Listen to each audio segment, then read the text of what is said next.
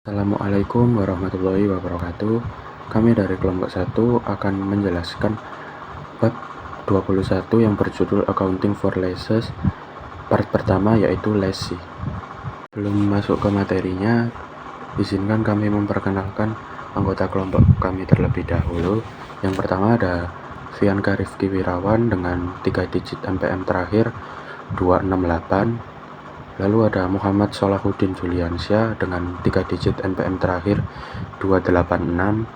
Lalu ada Fabian Hendra Sereno dengan 3 digit NPM terakhir 291. Dan yang terakhir ada Tauku Muhammad Farizal Alfarezi dengan 3 digit NPM terakhir 294. Di sini saya akan menjelaskan lessee accounting. Lessee accounting ini didefinisikan sebagai kontrak atau bagian dari kontrak yang memberikan hak untuk mengendalikan penggunaan seperti pabrik atau peralatan yang teridentifikasi, suatu aset yang diidentifikasi untuk jangka waktu tertentu sebagai imbalan atas pembayaran tertentu.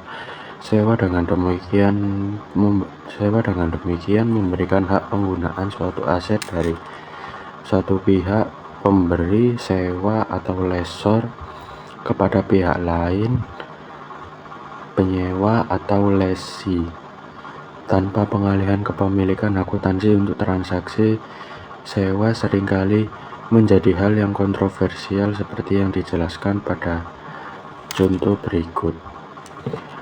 Jika ada Air France meminjam 40 juta dolar dengan jangka waktu 10 tahun dari Barclays untuk memberikan pesawat Boeing 737 Jet, maka Air France harus melaporkan aset dan kewajiban terkait sebesar jumlah tersebut pada laporan posisi keuangannya. Demikian juga Air France membeli pesawat Boeing 773 langsung dari Boeing melalui pembelian angsuran selama 10 tahun. Maka perusahaan harus melaporkan aset dan kewajiban terkait. Artinya, transaksi tersebut harus dikapitalisasi sebagai pembelian angsuran. Namun, jika Air France menyewa leases pesawat Boeing 737 tersebut selama 10 tahun dari International Lease Finance Corp, anak perusahaan dari perusahaan Irlandia AerCap, melalui perjanjian sewa yang tidak dapat dibatalkan dengan pembayaran yang jumlahnya sama seperti transaksi pembelian angsuran. Dalam kasus seperti itu, muncul perbedaan pendapat tentang bagaimana melaporkan transaksi tersebut. Berbagai pandangan mengenai kapitalisasi sewa dirangkum dalam ilustrasi dalam gambar berikut. Secara singkat, pandangan tersebut berkisar dari tidak adanya kapitalisasi sama sekali hingga kapitalisasi untuk semua sewa jangka panjang. IASB atau International Accounting Standard Board kini mewajibkan penyewa untuk mengkapitalisasi semua sewa. Satu-satunya pengecualian terhadap kewajiban kapitalisasi adalah untuk yang pertama, sewa dengan jangka waktu kurang dari 1 tahun atau sewa atas properti dengan nilai kurang dari 5.000 dolar. IASB menjelaskan bahwa hak untuk menggunakan aset selama masa sewa merupakan aset dan kewajiban penyewa untuk melakukan pembayaran sewa merupakan liabilitas. Sebagai hasilnya, Air France mencatat hak pengangguran pesawat sebagai aset dalam laporan posisi keuangannya dan juga mencatat kewajiban atas pembayaran sewa yang harus dilakukan berdasarkan perjanjian sewa tersebut. Selanjutnya, views on lease capitalization. Setelah sewa dicatat lessee, misalnya Air France mengakui beban bunga atas liabilitas sewa selama masa sewa menggunakan metode bunga efektif dan mencatat beban penyusutan atas aset hak guna. Akuntansi ini yang disebut sebagai metode sewa pembiayaan diterapkan baik ketika perjanjian sewa secara efektif merupakan pembelian aset dasar sewa Air France dengan ILFT di atas, maupun ketika lessee hanya memperoleh kendali atas penggunaan aset dasar tetapi bukan aset dasar itu sendiri. Misalnya, suatu sewa dapat mengalihkan penggunaan suatu lantai gedung perkantoran selama 5 tahun. Di akhir masa sewa, lessee mengosongkan lantai tersebut dan lessor kemudian dapat menyewakan lantai tersebut kepada penyewa lain. Dalam situasi ini, sewa mengalihkan hak guna tetapi bukan kepemilikan. Namun akuntansi lessee untuk sewa yang mengalihkan kepemilikan atau mengalihkan kendali adalah sama. Selanjutnya yaitu measurement of the lease, liability and lease asset. Yaitu jadi saat kontrak itu lease itu dimulai. Lalu lease itu mencatat right of use-nya, right of use asetnya dan lease liability. Nah, nilai awal keduanya itu sama, yaitu present value dari lease payment-nya yang akan dibayar. Nah, selanjutnya yaitu ada key measurement komponen. Jadi yang pertama itu ada lease term atau masa sewanya. Lease term itu menyangkut yang pertama yaitu periode non cancelable, itu sudah pasti. Jadi tidak bisa dibatalkan, tidak dapat dibatalkan. Dan opsi perpanjangan jika reasonably justin akan dieksekusi. Jadi misal bargain renewal option. Contoh biasanya bila payment diperpanjang sangat murah, perpanjangan sangat murah. Lalu kemungkinan besar itu diperpanjang. Nah, lalu masuk ke perhitungannya seperti itu. Oke, selanjutnya yang kedua yaitu ada lease payment. Jadi ini ada komponen dan deskripsinya. Jadi fixed payment yaitu pembayaran tetap sesuai kontrak. Lalu yang kedua ada variable payment based on index or rate, yaitu nilai awal yang dihitung itu didasarkan indeksnya saat commencement. Jadi perubahan selanjutnya yaitu di expense saat terjadi, tidak dikapitalisasikan. Yang ketiga yaitu ada guaranteed residual value, itu hanya selisih yang probable itu dibayar yang dimasukkan. Lalu yang selanjutnya ada unguaranteed residual value, itu tidak masuk ke perhitungannya lease liability. Lalu yang terakhir ada opsi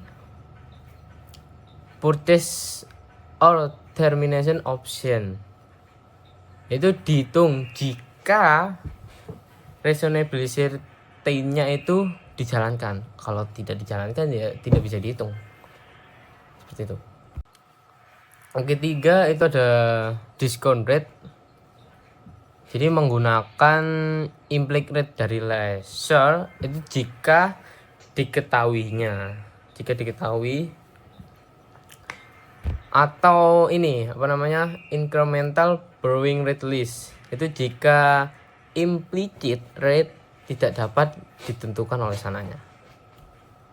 Lalu ada perhitungan present value-nya. Jadi yang pertama lease liability. Jadi PV itu dari semua lease payment yang memenuhi kriteria di atas, ya kan, yang tadi.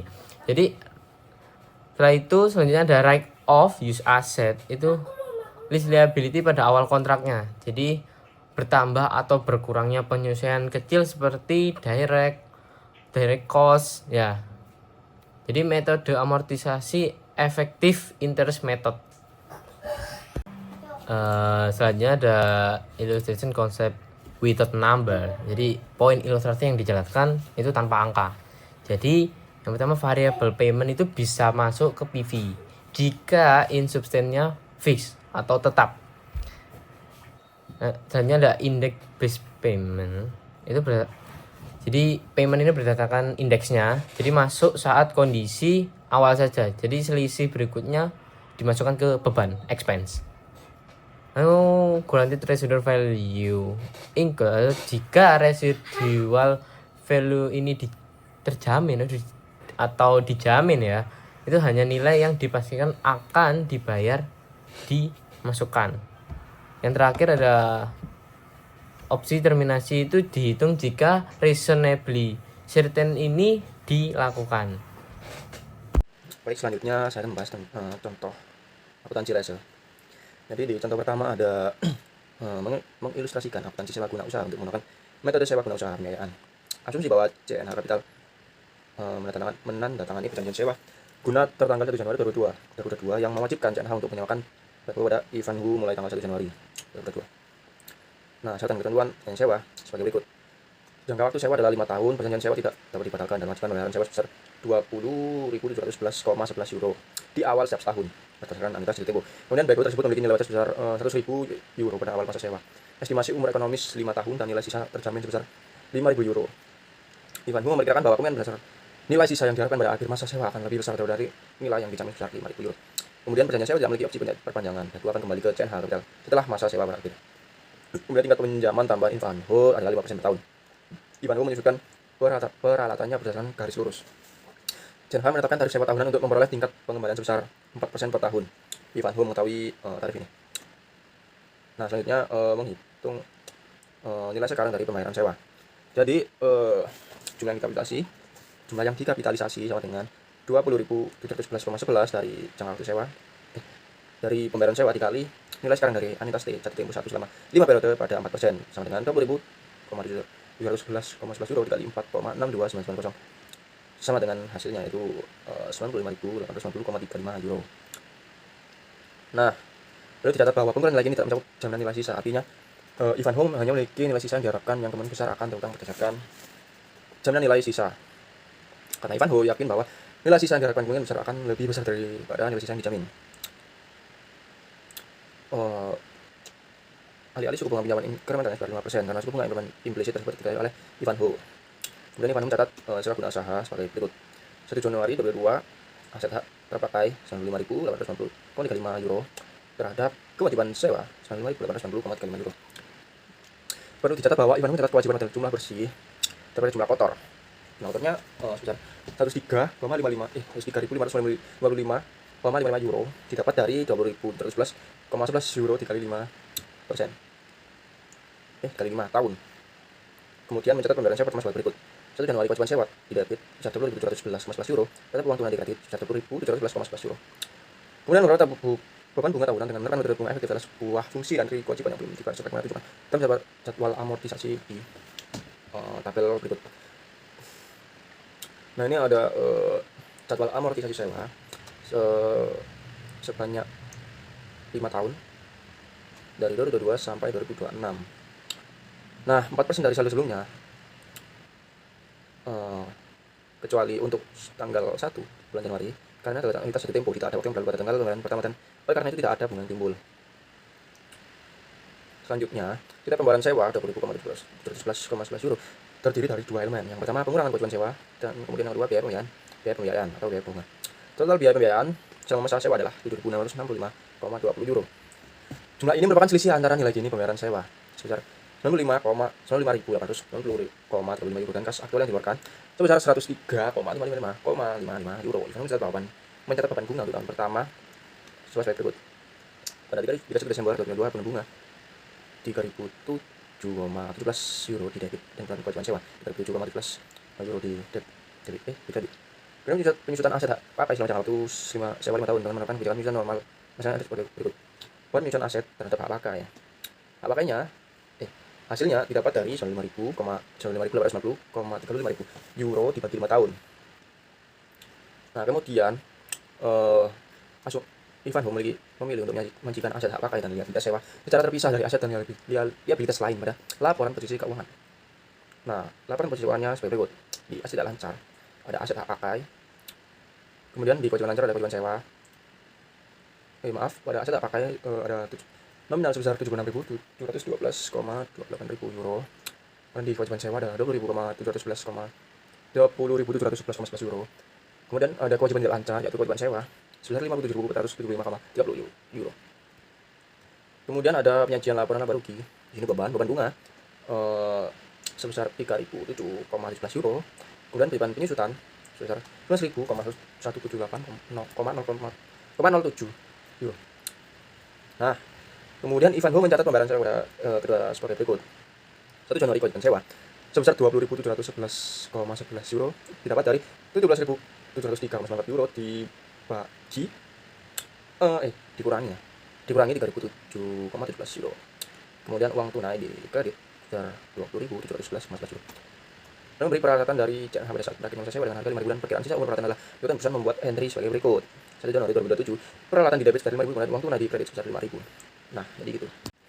Kemudian contoh yang kedua, dalam sewa CNH atau Ivanhoe yang baru saja dibahas, nilai sisa dijamin oleh penyewa. Nilai sisa yang dijamin ini tidak mempengaruhi perhitungan nilai biaya sewa. Karena kemungkinan besar nilai sisa yang diharapkan lebih besar daripada nilai sisa yang dijamin. Jika nilai sisa yang diharapkan lebih besar dari nilai sisa yang dijamin, Ivanhoe cukup mengembalikan peralatan tersebut pada CNH. Namun jika nilai sisa yang diharapkan lebih kecil daripada nilai sisa yang dijamin, Ivanhoe harus mencatat kerugian pada untuk menutupi kekurangan ini. Jadi untuk menghitung nilai sisa, di mana nilai sisa yang diharapkan pada di bawah nilai sisa yang dijamin. Maksudnya dalam contoh bahwa kemungkinan besar nilai sisa akan menjadi 3.000 bukan nilai yang dijamin sebesar 5.000. Jika Ivanhoe memperkirakan nilai sisa baik pada akhir masa sewa sebesar 3.000, Ivanhoe mengeluarkan 2.000 dari 5.000 kurang 3.000 sebagai pembayaran sewa tambahan dalam menentukan liabilitas sewa dan aset hak guna. Kemudian di sini ada tabel perhitungan kewajiban sewa atau aset hak pakai untuk Ivanhoe dalam situasi ini. Jadi sama seperti yang di atas, cuman di sini nilai sekarang dari pembayaran nilai sisa sebesar 2.000 yang sudah ditempuh 5 tahun. Jadi 2.000 dikali 0,82193. Nah, dapat hasil 1,643,86. Jadi kewajiban sewa atau aset hak pakai penyewa sebesar 97.534,21. Kemudian Ivanhoe membuat entry berikut untuk mencatat sewa dan pengenalan pertama. 1 Januari 2002, hak pakai 97.534,21 di debit. Kemudian kewajiban sewa 97.534,21 di kredit. Kemudian di bawahnya ada kewajiban sewa sebesar 20.311,11 di debit dengan terhadap uang tunai 20.311,11 di kredit. Selanjutnya Ivanhoe menyusun jadwal amortisasi sewa guna usaha untuk menentukan beban bunga dan amortisasi terkait liabilitas sewa guna usaha selama periode 5 tahun. Jadwal tersebut yang ditunjukkan pada tabel berikut didasarkan pada perkiraan pembayaran nilai sisa sebesar 2.000 dari 5.000 dikurangi 3.000 pada akhir 5 tahun. Nah, selanjutnya Ivanhoe mengharapkan untuk membayar 2.000 pada akhir sewa terkait dengan nilai sisa yang terjamin. Ivanhoe tidak memperkirakan utang pembayaran tambahan untuk jangka nilai sisa. Kemudian ini ada entry jurnal nilai residu terjamin. Selanjutnya mengikuti entry serupa pada tahun-tahun sewa berikutnya dan menggunakan jumlah dalam tabel sebelumnya pada akhir jangka waktu sewa, yaitu 1 Januari 2027. Ivanhoe mengembalikan aset tersebut ke CNH dan membuat entry yang didirikan dalam situasi tabel berikut ini dalam metode situasi tersebut. Berdasarkan entry yang dirangkum, hak guna aset hak pakai dan kewajiban sewa telah diamortisasi sebelumnya dalam memiliki saldo 0. Jika pada akhir masa sewa Ivanhoe tidak memiliki kewajiban tambahan berdasarkan jaminan nilai sisa, maka entry selanjutnya tidak diperlukan. Kemudian bagaimana mencari kehilangan nilai sisa? Nah, misalnya asumsi bahwa karena perawatan backhoe yang buruk, Ivanhoe dan CNH sepakat bahwa nilai wajar aset tersebut adalah 0 setelah backhoe dikembalikan ke CNH. Pada 1 Januari 2027 dalam kasus ini, Ivanhoe melaporkan kerugian sebesar 3.000 berdasarkan skenario pembayaran yang diharapkan. Ivanhoe membuat entry sebagai berikut, yaitu kerugian sewa di debit 3.000, kemudian terdapat uang tunai sebesar 3.000. Di bawah skenario tidak adanya pembayaran yang diharapkan, Ivanhoe membuat entry sebagai berikut, kerugian sewa 5.000 soalnya tidak ada pembayaran yang diharapkan, kemudian terdapat uang tunai sebesar 5.000. Nah, sebagaimana dinyatakan sebelumnya, absurd dan murah memungkinkan nilai sisa untuk membeli properti sewaan dengan harga di masa mendatang yang jauh lebih rendah daripada nilai wajar aset yang diharapkan di masa mendatang. Artinya harga tersebut sangat menguntungkan pada awal sewa sehingga pelaksanaan opsi di masa mendatang tampak cukup pasti. Jika opsi pembelian murah ada, lessee harus meningkatkan nilai kini dari pembayaran sewa dengan nilai kini daripada harga opsi. Nah, satu-satunya perbedaan antara perlakuan akuntansi untuk opsi pembelian murah dan nilai sisa terjamin dengan jumlah dan kondisi yang identik terkait pada perhitungan penyusunan tahunan. Dalam kasus ini, nilai sisa terjamin, Ivanhoe menyusun aset hak guna selama masa sewa. Dalam kasus opsi pembelian murah, Ivanhoe menggunakan umur ekonomis aset yang mendasarinya dengan asumsi bahwa lessee mengambil alih kepemilikan aset tersebut. Selanjutnya contoh yang ketiga dalam akuntansi lessee, Jadi dua contoh penyewa pertama yang menggambarkan sewa guna usaha dengan nilai sisa terjamin. Untuk menggambarkan akuntansi penyewa guna usaha dengan nilai sisa tak terjamin, Asien Hathaway Disposal dan Marks and Spencer penyewa guna usaha menandatangani perjanjian sewa guna usaha pada tanggal 1 Januari 2022. Perjanjian sewa guna usaha tersebut menekankan bahwa Hathaway akan memberikan hak pakai atas salah satu pemadat kartu standar untuk dengan salah satu gerai MNS. Informasi yang relevan dengan perjanjian sewa guna usaha adalah sebagai berikut. Jangka waktu sewa adalah 3 tahun. Perjanjian sewa tidak dapat dibatalkan dan mewajibkan pembayaran sewa yang sama sebesar 17.620,08 euro di awal setiap tahun sewa. Kemudian pemadam tersebut memiliki biaya dan nilai wajar pada awal sewa sebesar 60.000 euro berikan umur ekonomis 7 tahun dan nilai sisa yang diharapkan sebesar 12.000 yang tidak dijamin. Perjanjian sewa tidak membuat opsi perpanjangan dan pemadat kembali ke HTW pada saat berakhirnya perjanjian sewa. Tingkat implicit dari leasehold tidak diketahui oleh MNS. Tingkat pinjaman taman MNS sekitar 6%. Berdasarkan perjanjian sewa ini, MNS memiliki hak penggunaan alat pemadat selama 3 tahun dan akan mengembalikan aset tersebut pada HTW di akhir masa sewa. HTW tetap memiliki hak kepemilikan atas alat pemadat tersebut. Nilai kini dari penggunaan sewa untuk MNS dalam perjanjian adalah $49.524,56 didapat dari 17.610,08 dikali 2,833339. Perlu dicatat bahwa liabilitas sewa sebesar $49.924,56 tidak termasuk bukan dolar tapi euro. Tidak termasuk pembayaran apapun yang terkait dengan nilai sisa yang tidak terjamin. MNS membuat entry berikut untuk mencatat sewa dan pembayaran rumah. Nah, di sini ada 1 Januari 2022 yaitu aset hak pakai di debit sebesar 49.924,56 kemudian kewajiban sewa sebesar 49.924,56 di kredit. Selanjutnya di bawah ada kewajiban sewa sebesar 17.610,08 di debit terhadap uang tunai sebesar 11.620,08 di kredit. Nah, MNS menyiapkan jadwal amortisasi sewa untuk menurunkan beban bunga dan amortisasi terkait kewajiban sewa selama periode 3 tahun seperti yang ditunjukkan pada tabel amortisasi tersebut. Nah, jurnal entry yang harus disiapkan oleh MNS sepanjang masa sewa untuk sewa kaitan amortisasi kewajiban sewa dan penyusunan hak pakai aset seperti yang ditunjukkan pada tabel tersebut menggunakan jumlah yang dijalankan dalam tabel tersebut. Dalam tabel entry jurnal oleh leasing. Berdasarkan entry ini sebagaimana ditunjukkan pada tabel sebelumnya, liabilitas sewa dan aset hak guna memiliki saldo nol. MNS mengembalikan aset tersebut pada HTW. Sewa bernilai rendah dan pendek. Yang telah disebutkan, IASP memberikan pengurangan terhadap kewajiban kapitalisasi semua sewa guna usaha untuk yang pertama sewa guna usaha atas aset dasar bernilai rendah dan keduanya sewa guna usaha jangka pendek dengan jangka waktu 12 bulan atau kurang. Kemudian sewa bernilai rendah. Untuk sewa bernilai rendah aset dengan nilai 5.000 atau kurang, jadi mencatat aset hak guna dan nilai sewa penyewa dapat memilih untuk membebankan pembayaran sewa pada saat terjadinya. Pemilihan ini dapat dilakukan berdasarkan setiap sewa dan jika dipilih penyewa menilai nilai aset dasar nilai aset tersebut saat baru terlepas dari usia aset yang disewa. Contoh aset bernilai rendah seperti komputer, desktop, dan laptop, perangkat kantor, berukuran kecil, telepon, dan peralatan benda-benda. Kemudian sewa jangka pendek. Sewa jangka pendek adalah sewa yang pada tanggal dimulai jangka waktu sewa 12 bulan atau kurang. Hal ini mencatat aset hak guna dan nilai sewa. Penyewa dapat memilih untuk membebankan pembayaran sewa pada saat terjadinya.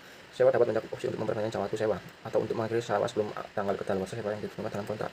Dalam situasi ini, opsi perpanjangan atau pengakhiran yang cukup pasti akan dilaksanakan oleh penyewa dimasukkan dalam jangka waktu sewa. Oleh karena itu, sewa 1 tahun dengan opsi perpanjangan yang cukup pasti akan dilaksanakan oleh penyewa setelah sewa jangka pendek. Lalu kita akan membahas tentang low value and short term leases atau sewa bernilai rendah dan juga sewa perjanjian cepat. Low value leases adalah suatu sewa yang memiliki nilai kurang dari $5.000, alih-alih dicatat sebagai aset hak guna dan juga lease liability. Sang penyewa bisa mencatatnya sebagai beban dan dilaksanakan pada saat pembayaran itu terjadi. Lalu short term leases adalah penyewaan yang memiliki jangka waktu kurang dari 12 bulan atau 1 tahun, alih-alih dicatat sebagai aset hak guna atau lease liability, penyewa bisa mencatatnya sebagai beban ketika pembayaran itu terjadi. Terakhir ada rangkuman dari akuntansi sewa. Seperti yang telah ditunjukkan pada 3 contoh sewa pembiayaan, seorang penyewa bisa mengkapitalisasi semua sewanya. Satu-satunya pengecualian terhadap persyaratan kapitalisasi adalah untuk sewa yang mencakup jangka waktu yang rendah yang kurang dari 1 tahun atau short term lease dan juga sewa properti dengan nilai kurang dari $5.000 atau low value leases. Ada beberapa pedoman untuk nilai sisa sebagaimana yang telah ditunjukkan dalam 3 contoh leasing yang sebagai berikut.